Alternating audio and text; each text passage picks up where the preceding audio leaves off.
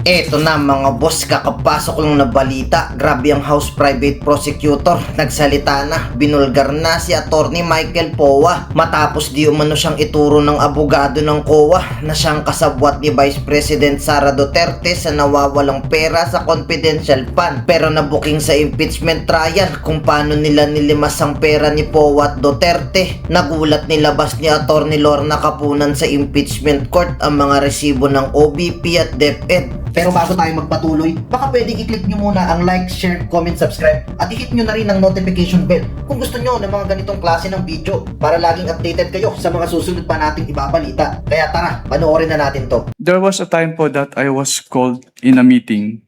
Po. Tinawag ka sa meeting Yes, ma'am. at nandun ka pa sa COA ICFAO. Yes, ma'am. Maalala mo anong date itong meeting na to? It was around second week po ng September of 2023. At sino-sino ang nasa meeting na to? Ang naalala ko po ay si Attorney Zuleika Lopez at si Attorney Michael Powa po. At yung dating head po ng ICFAO na si Assistant Commissioner Nilda Plaras at si Attorney Gloria Camora po. Okay. Sinong nagtawag ng meeting na to? Hindi ko na po ma-recall kung sino nagtawag. Ang naalala ko lang po ay pinasama po ako dun sa meeting na yun. Pinasama ka? Bakit ka pinasama sa meeting na to? Dahil ako po yung in charge of the audit of the confidential fund nung DepEd at OBP po. Kilala mo ba, Mr. Witness, si Attorney Michael Powa? Nakikita ko po siya sa news. Nakikita mo siya sa news? Hindi mo siya nakikita sa in-person? Ayan, oh. During that time, sorry, hindi po clear yung particular period. Oh, kilala mo ba? When you went to that meeting, were you able to identify Attorney Michael Powa? Nagpakilala po sila, ma'am. Nagpakilala sa'yo. Okay. And what happened during that meeting? Attorney, sorry for that. No, that's fine. Nagpapagising lang tayo. Okay lang po. But you confirm that this is the attorney that you saw in that meeting. Yes po. Okay. What happened sa meeting na yan? They asked po about the liquidation process po ng confidential fund and yung mga supporting documents po na required with respect to the liquidation documents po. Okay. Sinabi mo, before I go to the next question, sinabi mo na nandun din si Attorney Zuleika Lopez. Sa pagkakaalala ko po, yes ma'am. Okay. Do you know? Did you know then who she was? Nagpakilala po siya sa amin as the Chief of Staff of the OBP po. Chief of Staff of? The Office of the Vice President. Ano naman ang connection niya, if at all, sa DepEd? Hindi niya po, wala po siyang sinabing na connection niya with the DepEd po. Okay. Ngayon naman, Mr. Witness, tell us what transpired, if you recall, of that meeting sometime in September. They asked po about the liquidation process po nung cash advances as well as kung ano po yung mga supporting documents required. And anong sagot? Tinanong Tinanong nila kung anong mga requirements. They were referred po Hindi nila alam ang mga requirements para sa... They clarified po kasi may mga agencies din po na nagka-clarify sa amin about requirements ng joint circular since it is very technical po. At ano naman ang sagot ninyo? They were referred po by Assistant Commissioner Nilda Plaras to the joint circular for the specific requirements. And nung sinabi ng COA ICFAO, sinabi ni Assistant Commissioner Nilda Plaras ang requirements. Ano ang reaction nila? Ni Attorney Zuleika at ni Attorney Powa. Kung maalala mo. Nag-confirm naman. Can you, reaction po ni Attorney Zuleika? Sinabi mo Yes, they agree naman po that they during will... the meeting, Mr. Opo. Witness, tinanong nila ano ang mga requirements para mag-submit ng documents para liquidation ng confidential funds, tama? Yes, ma'am. At sinabi naman, ang sagot They were referred to the joint circular po. joint circular. And sinabi din po ni Assistant Commissioner Nilda Plaras na in case merong makitang findings during the audit, ay mag-i-issue po ng AOM. Okay. Nung sinabi ng Assistant Commissioner, basahin nyo na lang yung joint circular. Ano naman ang response nila? Well, they asked po if instead of an audit observation memorandum in case may audit findings, ay audit query na lang po yung i-issue sa kanila. Audit query na lang ang dapat i-issue, yun ba ang sinabi nila? Ano naman itong audit query na sinabi nila, ito na lang please ang i-issue ninyo, wag na lang AOM. What is an audit query, Mr. Witness? Hindi po ako familiar sa audit query since hindi naman po siya kasama dun sa issuances under the Joint Circular 2015-01. Sa joint circular, walang audit query? Wala po. Ngayon, anong nangyari nung sinabi nilang audit query na lang please ang i-issue ninyo? Hindi Bakit? po. Anong nangyari? Hindi po pumayag si ICFO since hindi naman po sa sanction nung aming Joint Circular 2015-01.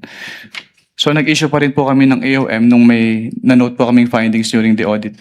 Okay. So nag-issue pa rin despite this meeting ng isang AOM. Pagkatapos nun, anong nangyari if you still recall? After po ma-approve yung AOM, nag-attempt po kaming iserve yung AOM to the office address po nung OBP pero hindi po siya tinanggap dahil wala raw po mag-receive na authorized person. Okay. And itong first attempt nyo, pagkatapos nun, anong nangyari? On the afternoon of the same date po na nag-attempt kami to serve, nagbigay po sila ng revised accomplishment report sa ICFAO. Okay.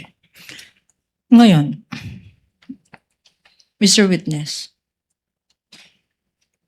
sinabi mo kahapon at ngayon na ang basis ng inyong post-audit or compliance audit ay ang joint circular. Yes, ma'am. 2015 ng 5 government agencies. Kasama dyan ang COA, tama? Yes, ma'am. If I show you at babasahin ko, flash on the screen. Section 1, Section 1 of the joint circular. Can we please flash it on the screen?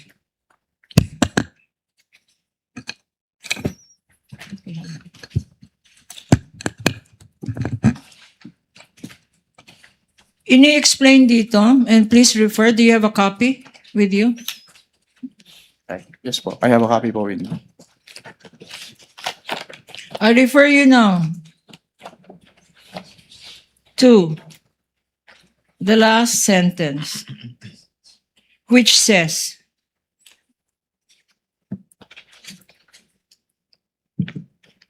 the COA, pakibasa, COA, babasahin ko na lang. O ikaw, basahin mo na lang, please. COA shall, COA shall promulgate accounting and auditing rules and regulations, including those for the prevention of irregular, unnecessary, excessive, extravagant, or unconscionable expenditures or uses of government funds and property. You confirm, Mr. Witness? Based on this joint circular po, yes, ma'am. Okay. So, if I ask you, sa mga sinubmit na documents ng Vice President, and I will, for purposes of summarizing, purchase of information, 14 million. Reward payment, 10,050,000. Rental of safe house, 11 days nag-rent ang Office of the Vice President ng safe houses from December 21 to 31. 16 million in 11 days. Divided by the number of days, 2 million a day ang binayad ng Office of the Vice President para lang sa rental ng safe house. Tama? May I refer po to the document po. Refer to the document. It's in front of you. Okay. Meron pa rin mga ibang expenses. Meron nakalagay sa summary. Payment of reward, various, 34,857,000. Meron din. Purchase supplies, 11,813,000. Payment of rewards, Mr. Witness, 24 million. No, 10 million. Payment of rewards. Rewards in medicine, in kind. 24,930,000, Mr. Witness. Payment of rental of transfer vehicles related allegedly to confidential activities. 10 million pesos. Tables and chairs, 500,000 pesos. Desktop computers and printers, 3 million pesos. You confirm that, Mr. Witness? Pwede pong paulit ng enumeration kasi I don't Ito have ay reference nasa notice of suspension. suspension and your tabulation. Okay, ma'am. Okay. Do you confirm, Mr. Ramil? Yes, Your Honor po. Okay. Based on Section 1 of the Joint Circular. I-translate ko na lang. Anong ibig sabihin nun? Irregular. I'm sorry. This is my last question.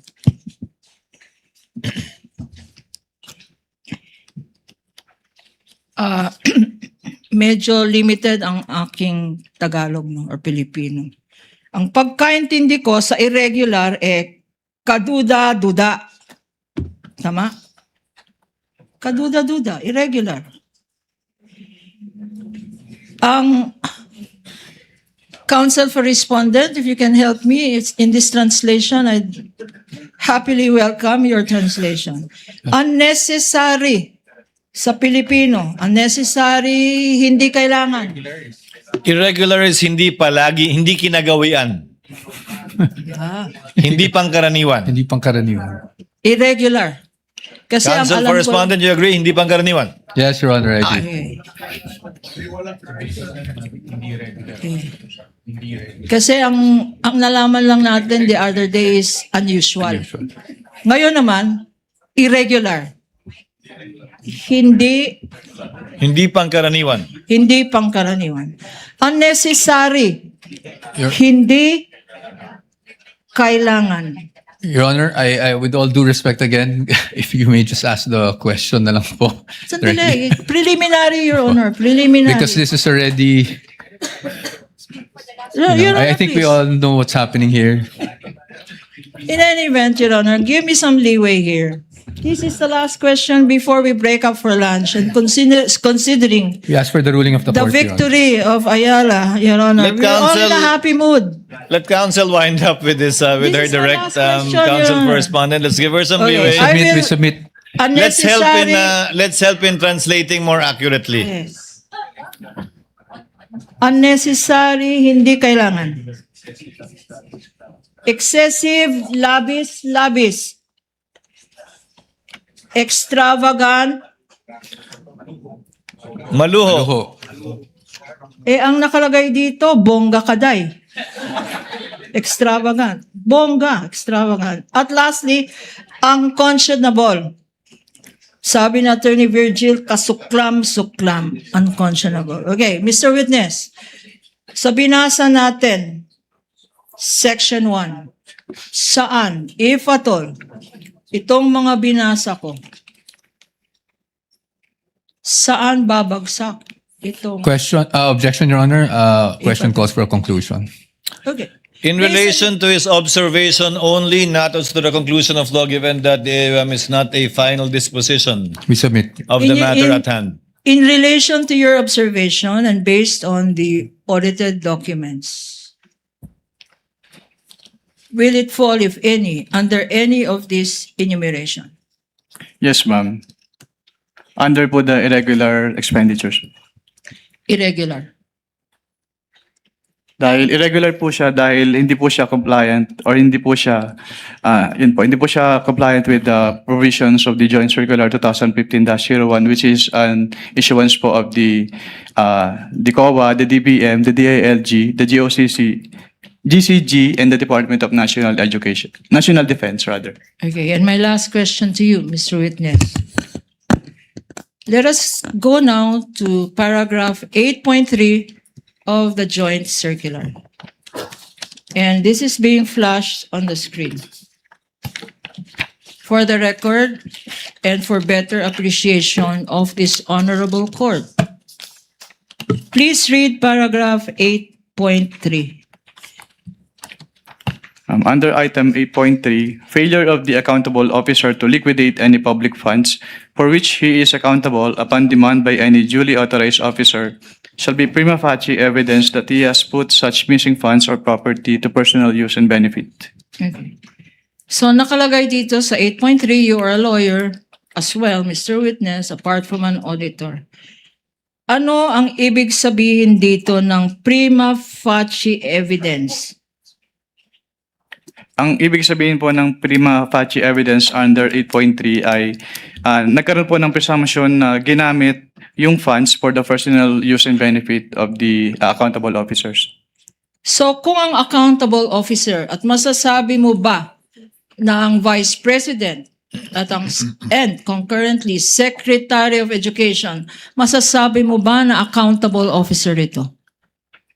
Based on the joint circular po, yes po, kasi under the joint circular, it shall be the responsibilities of the head of agency to oversee the agency-wide use of the confidential fund and to ensure compliance with the requirements of the joint circular. And also, inattest po ni Vice President in her capacity as the Vice President of the Philippines and the Secretary of the DepEd, yung certification ng accountable officers na ginamit yung pondo for their confidential expenses. Okay. Ngayon, ang confidential fund, sa binasa mo, ang confidential fund ba ay public fund? Yes, ma'am. Yung post-audit mo naman, na sinabi mo ay irregular, may discrepancies. Ito ba ay, ang in-audit mo ay liquidation documents ng Vice President? For the fourth quarter of 2022 until third quarter of 2023 po. Yes, ma'am. At sinabi mo, based on 8.3, na merong funds na hindi ma-account o walang dokumento na sinamit ang Vice President. Tama? At ang DepEd. Tama? Pwedeng paulit po ng question. At sinabi mo yesterday at ngayong araw na merong mga pondo na hindi naman confidential funds, ginamit sa confidential funds. Or sinabing ginamit sa confidential funds pero wala naman dokumento. Tama? Objection, Your Honor. Misleading as to dun sa sinabi na wala Sustained, namang- counsel. Kindly reform. Okay. So you said here that if an accountable officer, pag hindi na-explain ng isang accountable officer ang paggamit ng public funds, kagaya ng confidential funds, meron tinatawag na prima facie evidence. Anong tawag doon? Presumption? Presumption po. Presumption ng ano? Under 8.3 po, presumption na yung fund po ay na-convert into personal use or benefit. presumption na na-convert for personal use or benefit, applicable dito sa sinabi mo. Conclusion of law, Your Honor. Calls for conclusion. Your Honor, that is... Your Honor, all these matters are pending still. Sustained. Your Honor, please, ang tawag ko lang doon, hindi prima facie evidence. Kung akong tatanungin, scam ito. Move to strike, No Your further Honor. Move to questions. strike. That is out of order, Your Honor. No further questions, Your Honor. So stricken. Move to strike. So stricken from the record. No further questions. Direct examination is completed. Counsel for Respondent Attorney Poa, we shall have your cross after we resume. For a brief lunch break. We shall resume at 1:15 for our lunch break. Thank you, Your Honor. Trial is in recess. Thank you, Your Honor. We now go to the Department of Education. And Mr. Witness, I will refer you to 3 quarters. Quarter 1, Quarter 2, and Quarter 3 for 2024. Mr. Witness, again, to refresh your memory, what periods do these quarters cover? We are now talking about the Department of Education. Based on their submissions po to the ICFAO, yung first quarter po, ang coverage po noon ay February 20 to March 30, 2023. Yung second quarter po ay April 20 to June 29, 2023. At yung third quarter po ay July 12 to September 29, 2023. Okay. And the Department of Education, Mr. Witness, please confirm whether or not they submitted documents by way of liquidation for their confidential funds. Yes, ma'am, they submitted po. And can you refresh your memory? How much did the Department of Education receive by way of confidential funds for each quarter? Ang kanilang confidential fund po for each quarter ay 37.5 billion pesos. 37.5 million, a fixed amount? Yes, ma'am, per quarter. And were these amounts withdrawn in full? Yes, ma'am. And Based on the documents po na binigay nila sa amin. Let us now go to these documents that you said were submitted to your office. Who submitted this? The Department of Education po. Okay. Now, if you are shown one of these documents, which is a fiscal financial plan for the first to the third quarter of 2023, previously marked as Exhibits P-1-18-A-3, P-1-18-A-B, and P-1-14B. For easy reference, Your Honor, this document stipulated and common exhibit also with the defense, Your Honor, is being shown to the witness and flashed on the screen. Correct, Your Honor. And the defense, On the part of the respondent, on the part of the respondent, these are exhibits D-1-20-DE. Next is D-1-50-DE. And D-1-74-DE. 74, not 79. 74, Your Honors. Okay. Counsel may proceed. Mr. Witness, these documents that you're seeing now, there is an annotation approved by. What does approved by mean? Ang ibig sabihin po ng approve by ay inapprove po nung signatory dito sa box na ito yung contents of the fiscal and financial plan. And this is in all 3 documents, Mr. Witness? Yes po, ma'am. Okay. There appears to be a signature in these 3 documents. Whose Assisting signature counsel are for both these? parties may approach the witness and compare the documents they possess. Please go over these documents and tell us whose signature is this?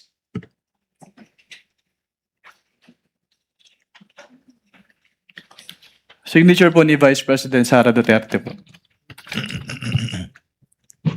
And you're familiar with this signature for the same reason she stated, Mr. Witness? Yes, ma'am. What does a signature of the secretary? And here it is the signature of the Vice President, concurrently Secretary of Education, Sara Duterte. What does this signature attest to? Katulad po nung nasabi ko kanina, yung signature niya po rito, ang ibig sabihin ay inapprove niya po yung contents ng physical and financial plan. I am showing to you now, Mr. Witness, a document which is for the third quarter of 2023.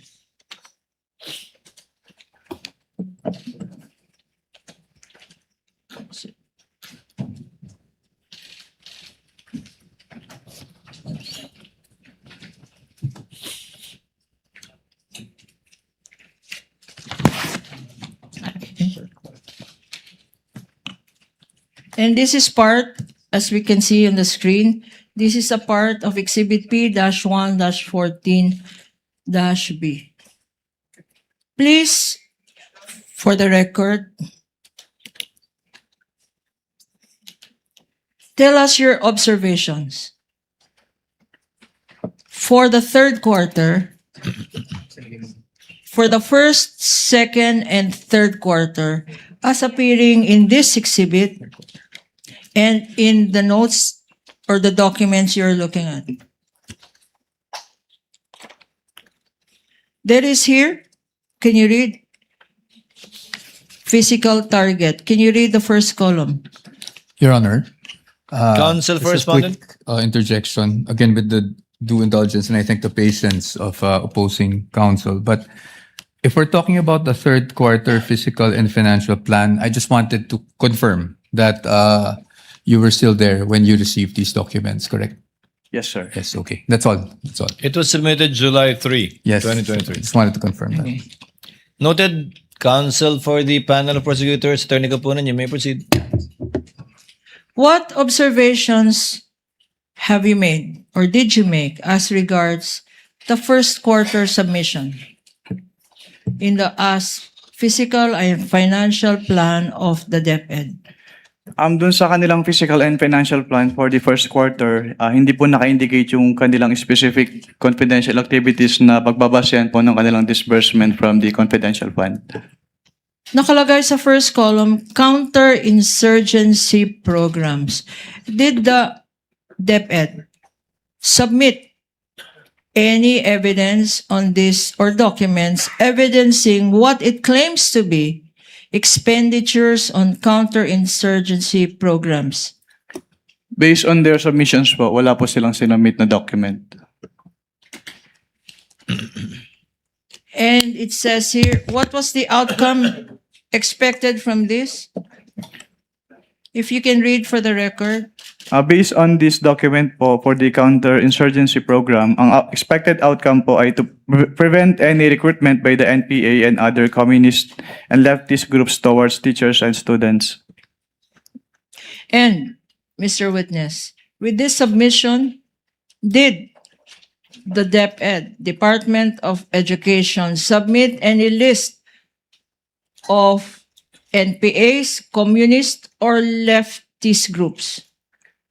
Based on their submissions po, wala naman po silang sinumit. And the next column, a target to eliminate or reduce recruitment of teachers and learners by communist or leftist groups.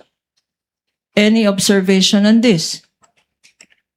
Since hindi po naka-enumerate yung kanilang specific confidential activities, hindi po naka-match yung kanilang physical target on the specific confidential activities na paggagamitan nila ng kanilang fund from Well, confidential.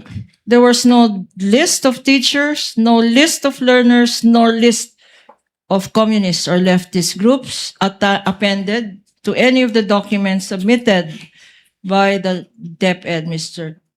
Witness. Wala po. For emphasis, please read the amount here.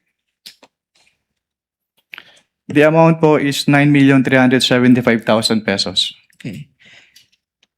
We go as well to the second quarter. What observations can you make about the second quarter, Mr. Witness? Same po with the first quarter, hindi rin po naka-indicate yung kanilang specific confidential activities na kanilang paggagamitan ng magiging basis po ng kanilang disbursements from the confidential fund. Same observation for the third quarter in terms of physical target, Mr. Witness? Yes, ma'am. And the amount, please state for the record, for the second quarter, to eliminate, reduce, recruitment of teachers and learners by communist groups or leftist groups. A function of the DepEd? How much was spent by the For- DepEd for this function? For the second quarter po, 9.3 million pesos po. And for the third quarter, For the third quarter, 9.2 million pesos po. okay. Again, we go now to the second program or activity allegedly conducted by the DepEd. Abuse prevention and control within schools. Mr. Witness, were any documents submitted to show what activities these programs allegedly to prevent abuse and control within schools with the expected objective of reducing abuses against learners? Did the DepEd submit any documents as to list of schools or list of learners or list of or number of abuses? Based on Reduce. their submission po, wala po silang sinubmit na document. And the third column says, increase community participation in reporting cases against learners. You confirm that, Mr. Witness? Yes, ma'am. Based on And the this same document is po. true for the second quarter and the third quarter, Mr. Witness. Based on this document po, yes, ma'am. Okay. How much was spent on this activity to increase community participation? For the first quarter For the first quarter po, 10 million pesos. and the second quarter, For the second quarter, 10,075,000 pesos po. and for the third quarter, Mr. Witness. 10,125,000 pesos po. Okay. And for this community participation, totaling for the three quarters, 30 million. Meron bang listahan ng mga communities kung saan na-increase ang participation nila para sa reporting ng abuses ng mga kabataan? May listahan ba na sinubmit ang DepEd dito Wala po silang sinubmit na listahan. para sa tatlong quarters, Mr. Witness? Yes, ma'am. Okay. Punta naman tayo dito sa number 3. Nakalagay dito, anti-illegal activities operations. Meron bang listahan na binigay ang DepEd? Kung ano-ano itong anti-illegal activities operations? Based on their submission po, wala po silang binigay na listahan. Itong nakalagay na illegal activities within schools, may listahan ba ng eskwelahan na binigay? Wala po silang binigay na listahan. May linagay ba na ano-ano ang tinatawag ng DepEd na illegal activities? Pwede pa ulit po ng tanong. Yung mga activities na sinabi dito sa exhibit, may listahan ba kung ano yung illegal activities na gustong eliminate ng DepEd? Wala po silang binigay na listahan. Okay, sa third column, nakalagay, increase and heightened conduct of surveillance activities to prevent illegal activities. Again, Mr. Witness, may listahan ba or document ang sinubmit ng DepEd para patunayan na ginastos nga ito? Wala po silang sinubmit. And your observation is likewise the same, Mr. Witness, for the second and third quarters. Walang submission na binigay. Yes, ma'am.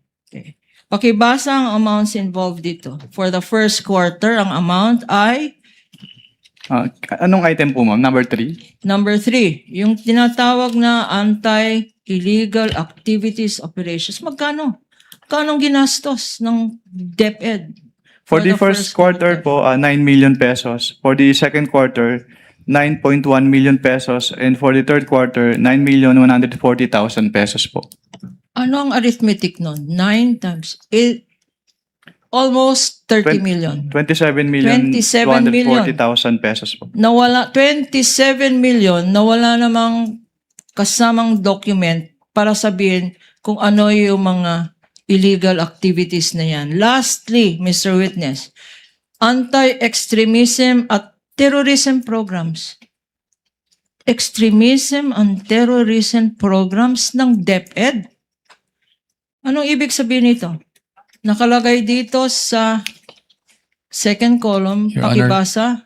Your Honor Yung will second object column. to the question, anong ibig sabihin? Because obviously this is something submitted by the DepEd and the witness is not competent enough to testify what DepEd meant. Your Honor, I was just reading it. In fact, there is no question on what is this. Then I apologize for that. I just heard anong ibig sabihin. Winidraw ko na yun, Apa, Counsel. sorry. Sa second column, gather information necessary for the implementation of general peace and order. Peace and order within the department. Within the department. Meron bang sinubmit na documents dito, Mr. Witness? Anong document po ulit yun, ma'am? Itong nakalagay dito, to gather information necessary for the implementation of general peace and order within the department. Tama bang basa ko? Hindi within the country. Within their own department. What documents were submitted to evidence this information gathered? Wala po silang sinabit na document. Last is intensifies, next column. Intensify background investigation of DepEd personnel and learners involved. Terrorist groups sa campus involved in terrorist groups. Mr. Witness, any evidence of this intensification? Pinatibay daw ang background information kasi daw merong terrorist groups sa mga eskwelahan. Ano naman ang dokumentong sinabmit ng DepEd para patunayan? Natunay nga na may terrorist ang mga eskwelahan. Meron ba? Submit the documents. Wala po silang sinabit. Okay, and this is the same for the second quarter and the third quarter. You confirm that, Mr. Witness? Yes, ma'am. For the record, what are the amounts spent allegedly? Magkano ang ginastos ng DepEd para mawalan ng terrorist ang mga eskwelahan? 9 million, correct? For the first quarter, can you read? Based on the documents submitted po, for the counterinsurgency program, 9,375,000 pesos po. For the second quarter? For the second quarter, 9.3 million pesos. And for the third quarter? 9.2 million pesos po. And, pakibasa. Basahin mo lahat. For the number 2, yung abuse Total. prevention. I'm sorry. Sa second quarter, nasabi mo na. Can you clarify your question po? For the first quarter, sinabi mo 9,125,000. Second quarter, magkano? 9.3 million pesos po. And for the third quarter? 9.2 million pesos. Okay. Ang total, anong significance nito? Pag in-addition mo lahat, first quarter, second quarter, third quarter, at lahat ng activities na sinabi dito na wala naman dokumento, 37 million pumatak per quarter. You confirm that, Mr. Witness? Based on the document po, yung total po ay 37.5 million pesos A fixed amount. per quarter. A fixed amount for the first quarter, 37.5, Mr. Witness. Based on this document po, yes ma'am. Another fixed amount for the second quarter. Based on this document po, yes ma'am. Another fixed amount for the third quarter. Based on this document po, yes po. Sino naman ang pumirma dito? Again, Mr. Witness, na nakalagay approved by. Ang nakapirma po dito ay si Vice President Sara Duterte po. And that is her signature, Yes, ma'am. which you are familiar with for the same reason you said earlier. Yes, ma'am. Okay.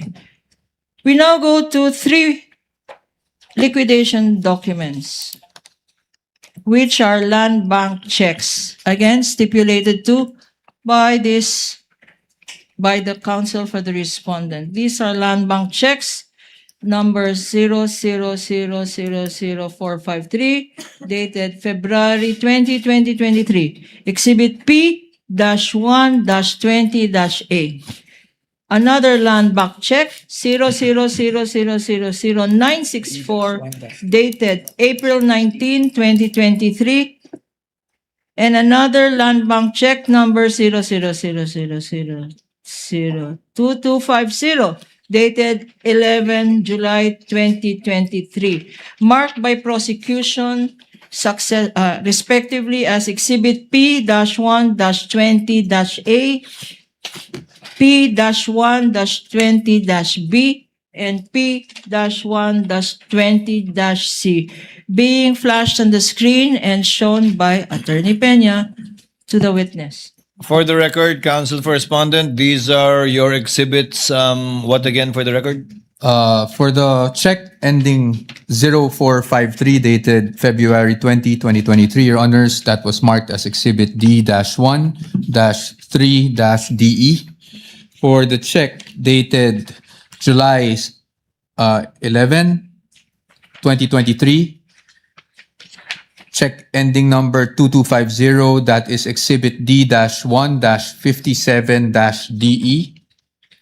And for the other check, ending 0964, dated April 19, I believe, 2023.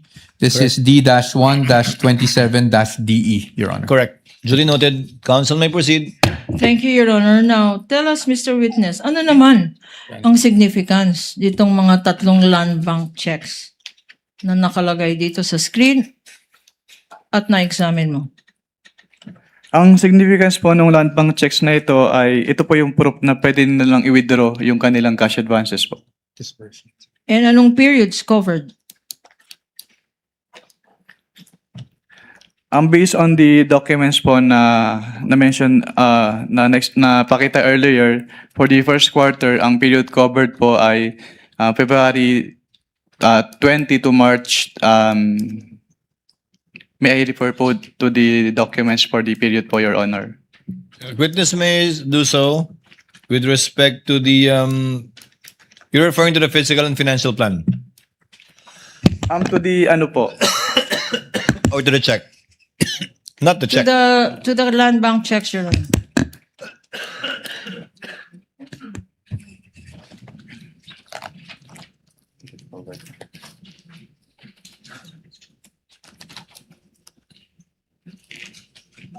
No, the question, counsel, is for what period does it cover? It's not in the check. What Yes, sir. what periods do these 3 checks cover? Yes po. For the first quarter po, since wala pong nakalagay dito sa checks na period covered po, ma'am.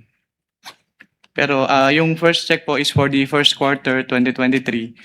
For the yung next check po is for the second quarter 2023, and for the yung third check po is for the third quarter of 2023. We now go to the next set of liquidation documents. And you will be shown disbursement voucher dated January 31, 2023. Disbursement voucher dated April 19, 2023. And disbursement voucher dated 11 July 2023. Successively marked as Exhibit P-1-19A, Exhibit P-1-19B, and Exhibit P-1-19C for the prosecution stipulated exhibits, Your Honor, with the defense. Thank you, Your Honor. On the part of the respondent? On the part of the respondent, it is Exhibit D-1-5-DE, Exhibit D-1-29-DE, and the last one, Your Honor, is Exhibit D-1-58-DE. Noted. Attorney Gabonan, you may proceed. Mr. Witness, for what periods were these disbursement vouchers given for? Based on these disbursement vouchers po, yung una po ay for the first quarter of 2023, yung pangalawa ay second quarter of 2023, at yung pangatlo po, hindi po nakalagay kung anong specific quarter po. Now, Mr. Witness, you have gone over this document and it's being flashed on the screen for easy reference of the impeachment court. Any observations that you may have with regards to these 3 disbursement vouchers? Itong disbursement vouchers po na ito ay inapprove ni Undersecretary Annalyn M. Sibilia in violation po nung joint circular na ang nakalagay po ay the head of the agency shall be responsible for the approval of the cash advances. Sino naman tong pumirma? Based on these disbursement vouchers po, si Undersecretary Annalyn M. Sibilia. Again, why is this a violation? Dahil under the joint circular po, it is the responsibility of the head of the agency to approve the cash advances po. And who is the head of the DepEd? The head po of DepEd during the period covered by these cash advances po ay si Vice President Sara Duterte. Okay. There appears a signature in each of these 3 documents. Whose signature are these, if you know? Ito po ay mga pirma ni Vice President Sara Duterte. And significantly, Mr. Witness, it says here, Vice President of the Philippines and Secretary of Education. You confirm that, Mr. Witness? Based on these documents po, yes ma'am. For the first quarter. The second quarter also is above the inscription, Vice President of the Philippines and Secretary of Department of Education. You confirm that, Mr. Witness? Yes ma'am. And for the third quarter, it is signed. Signature, which you identified, is above the annotation, Vice President and Secretary of the Department of Education. Mr. Witness, confirming this? Yes ma'am.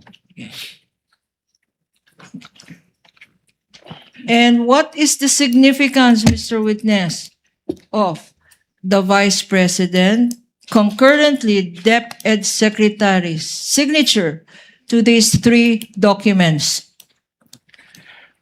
Sinertify po ni Vice President Sara Duterte as the Secretary of Education na yung cash advances po ay kailangan naayon sa batas at incurred po under her direct supervision. Can you read from your copy, and it's flashed on the screen, yung particulars nito, above, for the first document, above the signature of the Vice President, concurrently Secretary of Education. Pakibasa kasi, What particular box po ma'am? kasi this first document, What particular box po? the one that says particulars and is above. Pakibasa kasi ang dilim, hindi ko makita. Particulars, first quarter CY 2023 cash advance, payment of allotments under the maintenance and other operating expenses authorized under the page 376 of RA number 11936 of the General Appropriations Act, fiscal year 2023, and section 85, page 778 of the General Provisions FY 2023. Okay, itong binasa mo ng particulars, ito ba ay confidential funds? Hindi po Or naka-indicate relating dito. to confidential funds, yung certification na to? Hindi po naka-indicate dito na yung kanilang disbursement ay for the confidential fund of the DepEd. Okay. Kung alam mo, what is it for? Based on this document po, ang nakalagay ay payment of allotments under the MOOE. Anong ibig sabihin ng MOOE? Ano ibig sabihin nun? Kung hindi ito confidential funds, ano naman itong MOOE na pinaggamitan ng pera na confidential funds ng Vice President cum Secretary of Education?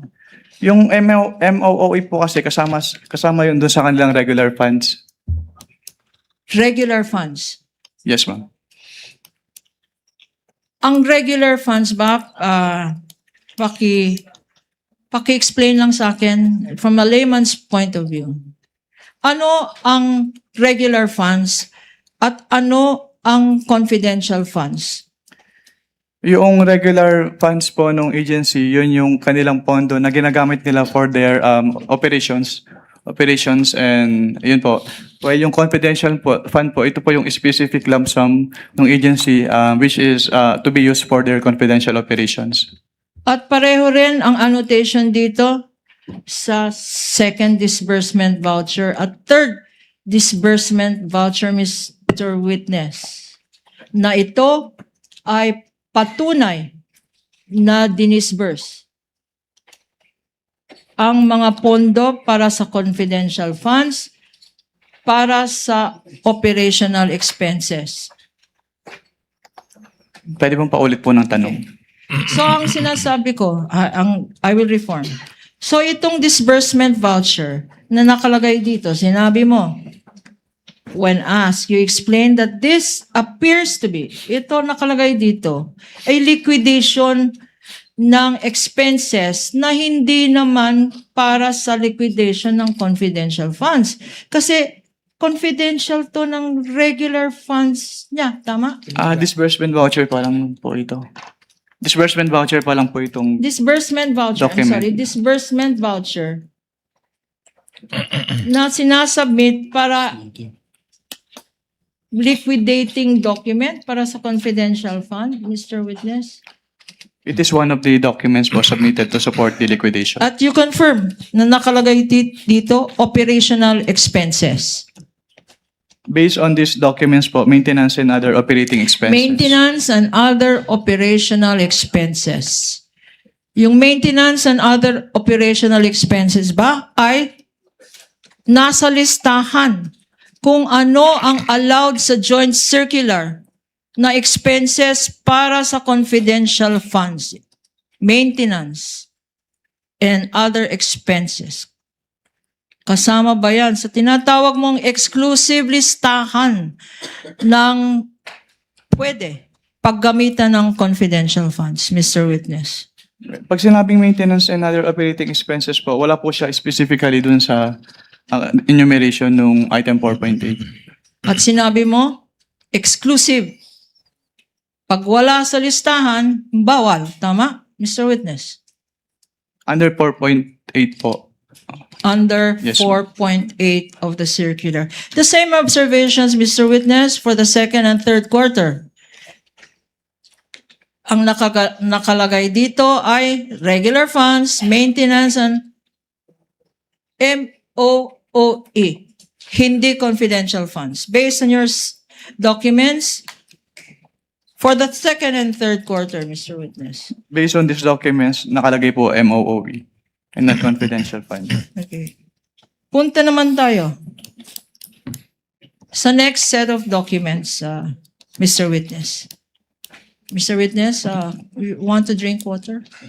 Okay lang po. Inom ka ng tubig, baka pagod ka na. Pero konti na lang. Okay, punta naman tayo sa next set of documents. Ito naman ay liquidation report dated March 31, 2023, liquidation report dated June 30, 2023, and liquidation report dated September 29, 2023. Exhibits P-1-18-A, Exhibit P-1-18-B, and Exhibit P-1-18-C, respectively. common stipulated document with the defense, Your Honor, For the respondent, For the respondent, it for the is respondent. respectively. respectively, it is D-1-2-DE. Next would be D-1-26-DE. And the third one would be D-1-55-DE, Your Honor. Correct. Noted. Counsel, please proceed. Mr. Witness, please look at your document again at pakibasa yung particulars. Sa first liquidation report, anong period covered ito? Based on this liquidation report po, February 20, 2023 to March 30, 2023. At anong nakalagay dito? First quarter nakalagay and it says here particulars again. Madilim. Pakibasa itong nakalagay under the column particulars. Under the column particulars, ang nakalagay po ay to liquidate the cash advance granted for payment of operational MOOE expenses of the Vice President, Secretary of Department covered by check number 000000453 dated February 20, 2023 with DV number 2023-02-02987. Mr. Witness, sinabi mo MOOE na naman. Maintenance and other operational expenses.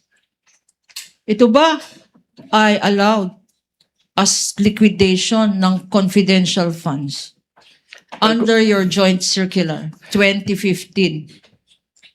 Kung MOE po yung expense, hindi po siya kasama doon sa specific enumeration ng joint circular under item 4.8. At kagaya ng sinabi mo, exclusive ang listahan at bawal ang wala sa listahan. Tama, Mr. Witness? Yes, ma'am. The same observation can be made. Second quarter, tama, Mr. Witness, and third quarter. Based on these documents po, yes po.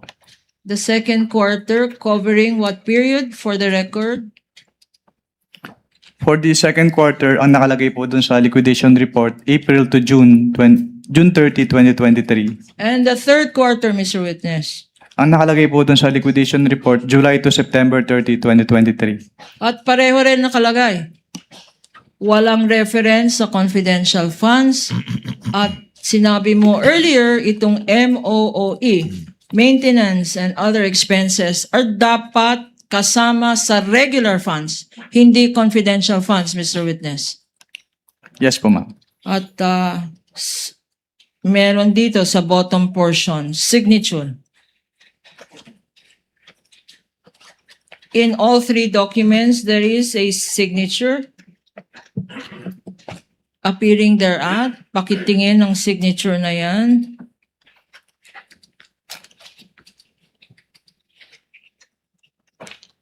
What particular portion po yung tinutukoy niyo, ma'am? In the bottom portion, Mr. Witness, flashed on the screen. Who certified the document, Mr. Wamil? Based on these documents po, sinertify po ni Secretary and Vice President Sara Duterte yung Box B ng liquidation reports. For all three quarters. Yes, Your Honor. You may proceed, counsel. What is the significance? Ano ang nakikita mong signature dito? Signature ni Vice President, tama? Sa 3 quarters. Based on these documents, yes, ma'am. Based on this document. Ano naman ang significance? Ano ang importance ng nakikita natin na signature ng President, Vice President dito sa 3 liquidation documents na pinakita mo sa court? Sinertify po ni Vice President Sara Duterte sa liquidation reports po na ito na yung purpose po ng kanilang cash advance ay na-accomplish ng agency. Ang sinabi mo ay sinertify ng Vice President. Yes, ma'am. Based on these documents. Based on this document, miski nakalagay sa particulars, Mr. Witness, na ang pinaggamitan ng confidential funds are maintenance and other operational expenses, sinertify ng Vice President at na ginamit ito sa confidential funds. Yun ba ang ibig sabihin ng signature ng Vice President, Mr. Witness? Based on these documents po, yun po yung sinertify ni Vice President. We now go to the next documents, which are accomplishment reports for the 3 quarters. And we will flash this on the screen, showing to you these documents for your memory. Again, Your Honor, these are stipulated documents for the prosecution. This is Exhibit P-1-16A, dated March 31, 2023. Likewise, Your Honor, we are showing on the screen another accomplishment report, which is P-1-16B, dated June 30, 2023. And lastly, Your Honors, an accomplishment report dated September 30, 2023, marked as Exhibit P-1-16C. And respectively, these are D-1-21DE, D-1-51DE, and D-175DE for the respondent. We confirm that, Your Honor. Thank you. Noted and entered into the records. Counsel, you may proceed. What is the significance, Mr. Witness, of these accomplishment reports?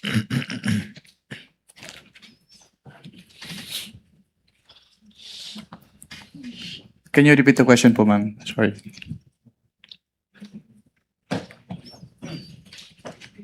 What's the significance of the accomplishment reports, Mr. Witness? The significance po ng accomplishment report is that dito po nakalagay yung kanilang confidential expenses na pinaggamitan ng kanilang confidential fund. And what observations do you have?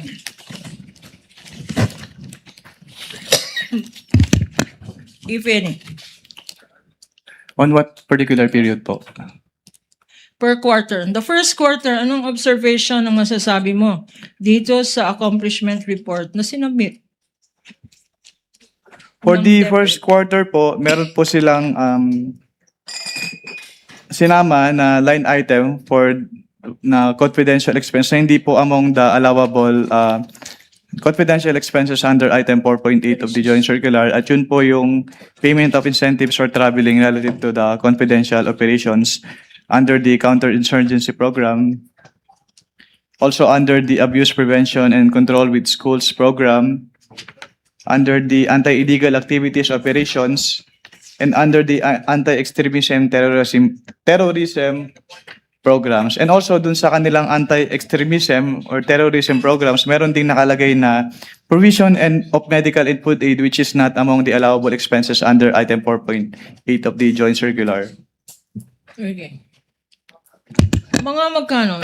You mentioned here that the actual outcome accomplishments are purchase of information, payment of rewards, purchase of supplies, payment of incentives, traveling related to confidential information. Magkano naman ang amounts involved dito? For the what program po? Yung payment of information. Sandali. Prevention of recruitment. Ito nakalagay dito, actual outcome. Nag-prevent daw sila ng recruitment ng mga NPA at komunista at leftist groups Under the sa prevention. eskwelahan. Magkano ang bayad doon? For the purchase of information po, 2,470,000. For the payment of reward, 2 billion pesos. For the purchase of supplies, 2,805,000 pesos. And for the payment of incentives or traveling relative to the confidential operations, 2.1 million pesos po. With a total amount po na 9,375,000 pesos. Para sa prevention ng recruitment ng NPA, ng komunista at ng leftist sa mga eskwelahan, Mr. Witness. Under this accomplishment report, yes ma'am. Okay. Nag-submit man ng dokumento ang DepEd kung ano-anong eskwelahan sila successful. Based on their submission, wala po silang sinambit na particular schools. Okay. Dito rin sa column na to nakalagay, conducted surveillance in 115 areas. May sinabmit ba ang DepEd ng listahan ng 115 areas na ito? Wala po silang sinambit. At nakalagay dito sa item B, 100% successful daw sila. 100% implementation of activities without untoward security-related incidents. Itong activities na to, na 100% compliance daw. Meron bang listahan na sinabmit ang DepEd para dito? Wala po. Okay. Last column, reduce abuses against learners. Purchase of information, payment of reward, purchase of supplies, payment of incentives, or traveling. Pakibasa, Mr. Witness, magkano ang total na binayad allegedly ng DepEd para daw ma-reduce ang abuso sa mga estudyante? Based on this accomplishment report, 10 million pesos po.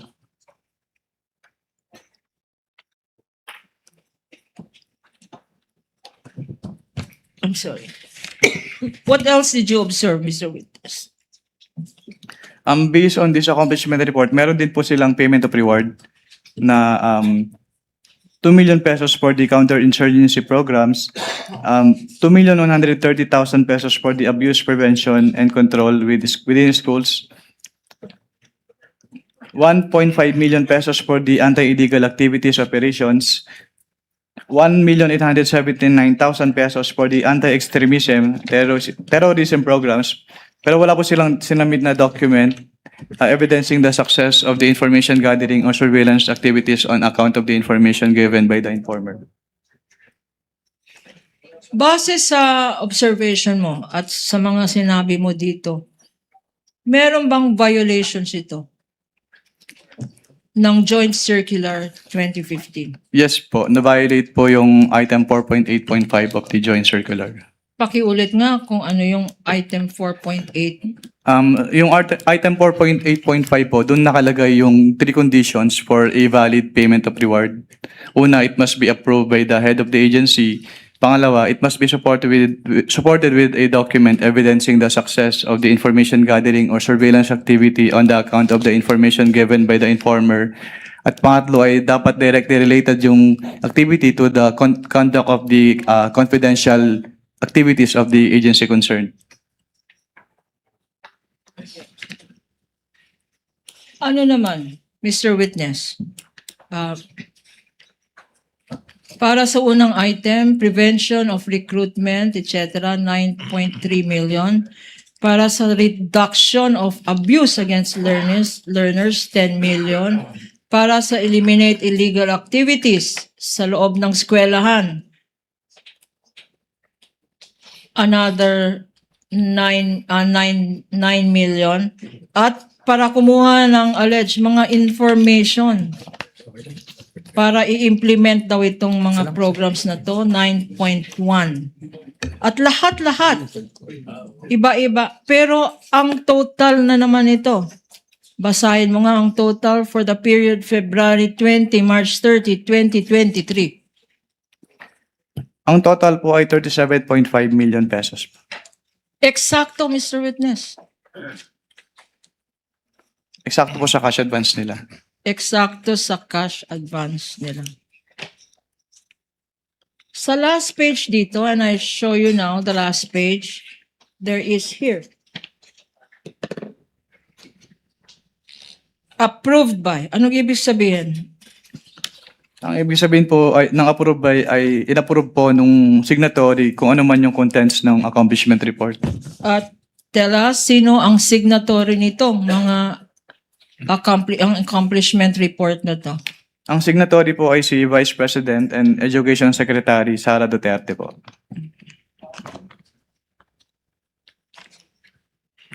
We now go to the next document. which Council, is- if I'm not mistaken, that's the second to the last document, correct? Yes, Your Honor. The certification and then the AOM. Yes, Your Honor.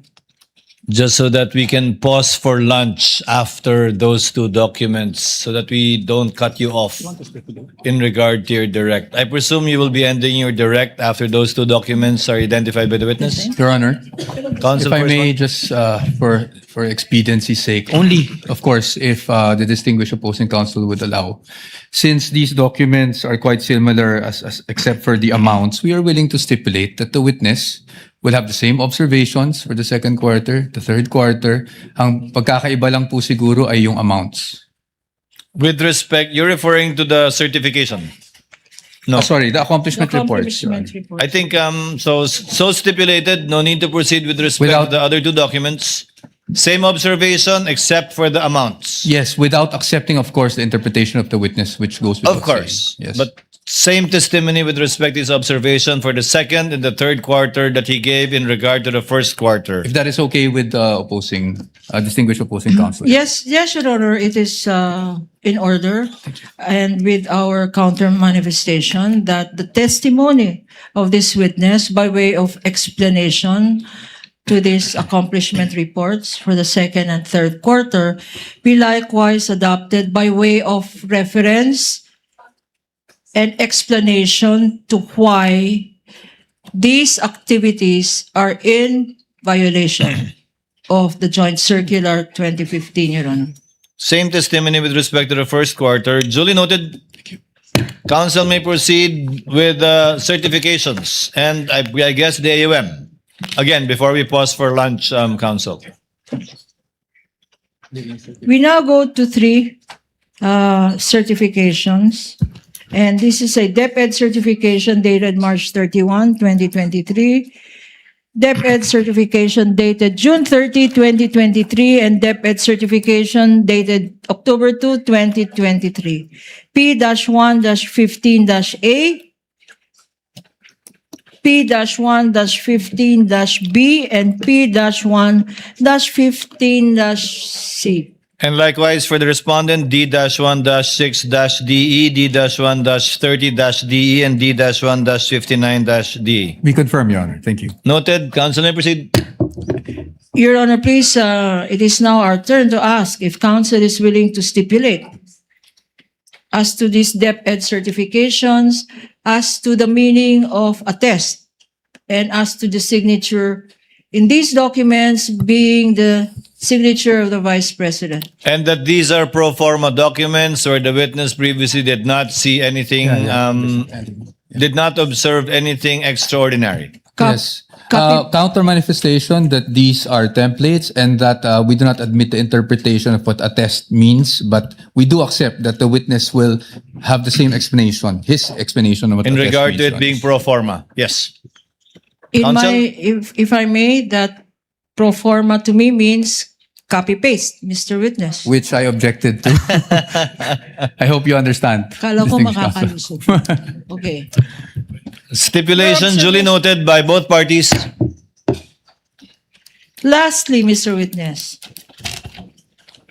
after auditing all of these documents you identified and giving your explanations as to why, based on these documents, your evaluation thereat, you stated that they are non-compliant or violation or bawal or irregular compared based on the Joint Circular 2015. Objection, Your What Honor. did you Conclusion. Oh, sorry. I will. The statement was a conclusion, Your Honor. Your The Honor- witness earlier stated that he observed certain non-compliant entries in the submissions from the Office of the Vice President. We submit, Your Honor. We submit. We're going to the AOM already, Council. Please proceed. Having observed what you earlier testified to, discrepancies, irregularities, pagkukulang, mga bawal na submissions, ano ang ginawa mo after making this evaluation? I drafted po an audit observation memorandum containing po yung findings noted during the audit. And you drafted this Anong nangyari sa draft mo? Yung for the first and second quarter po ay na-issue po dun sa OBP, ay dun sa DepEd po. Okay, I'm now showing to you a certified true copy Assisting counsels may approach. of an audit observation memorandum dated February 1, 2024. Being flashed on the screen as well.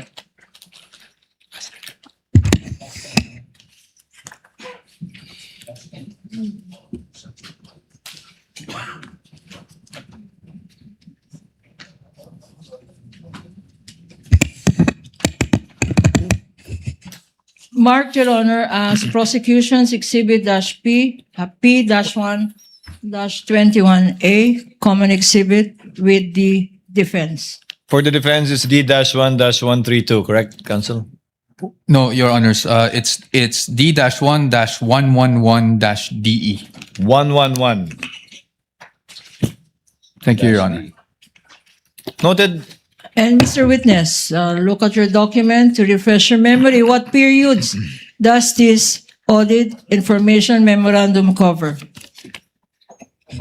Based po on this audit observation memorandum, ang period covered po ay February 20 to March 30, 2023 at April 20 to June 29, 2023. And Mr. Witness, please tell us what your recommendations are or were, if any. May recommendations po include first yung hindi po na-submit ni DepEd yung kanilang documentary evidence of payments for their confidential expenses. Ano pa, Mr. Witness? Sa accomplishment report po nila, meron pong line items na hindi allowable under the item 4.8 of the Joint Circular. At yun po yung provision of medical and food aid at payment of incentives for traveling relative to the confidential operations of the DepEd. What else, Mr. Witness? And for the appreciation of the Honorable Impeachment Court, this is being flashed on the screen and boxed in red. What else, Mr. Witness? Yung payment of rewards po nila ay hindi supported ng documents evidencing the success of the information gathering and or surveillance activities on account of the information given by the informer. Anything else, Mr. Witness? Number 4 po, yung kanilang physical and financial plan, hindi po naka-indicate yung specific confidential activities na pagbabasehan ng kanilang disbursement in violation of the item 4.2 of the Joint Circular.